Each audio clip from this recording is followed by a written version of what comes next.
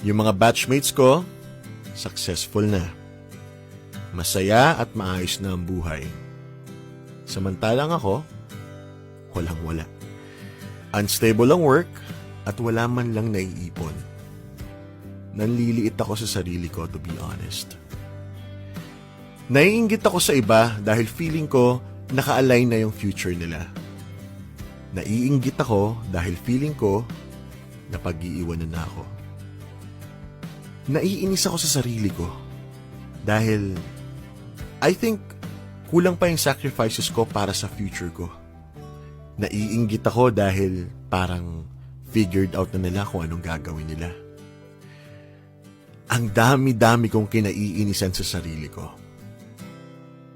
Natatakot kasi ako na wala akong marating sa buhay. Na baka hindi ako yumaman.